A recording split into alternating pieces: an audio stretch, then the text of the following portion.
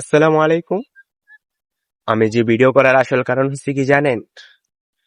আগামীকাল 14 ফেব্রুয়ারি বলে এটাকে বেহাইয়া দিবস বলি আর কি। আমরা এসব করি না, যারা করে তাদের উদ্দেশ্যে বলি।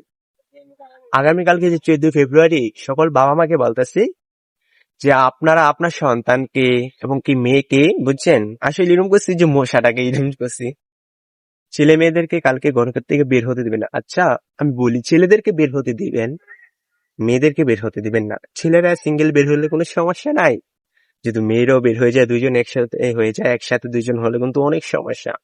নাহলে কি ঘটনা ঘটাইলে আপনি নিজেও বলতে পারবেন না। তাই সকল বাবা মাকে বলতেছি যে আগামীকালকে যদি আপনার মেয়ের কলেজ থাকে, না থাকবে না, কালকে তো শনিবার, তাই না? কালকে শনিবার না?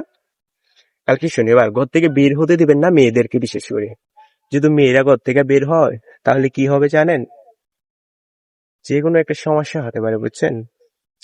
কারণ আগামীকালে যে আমরা বলি এটাকে, যে অনেকে বলে আর কি 14 ফেব্রুয়ারি নাকি, আসলে এটা কিন্তু আমাদের জন্য না, এটা আমাদের মুসলমানদের জন্য না।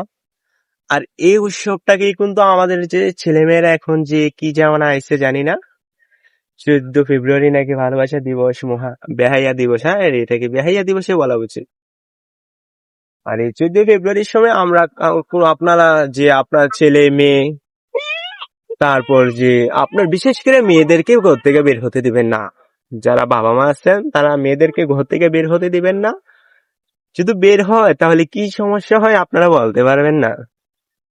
একজনে ফুল কিনে নিয়ে যাবে, আরেকজনে পার্কে বসে থাকবে, আরেকজনে রেস্টুরেন্টে বসে থাকবে।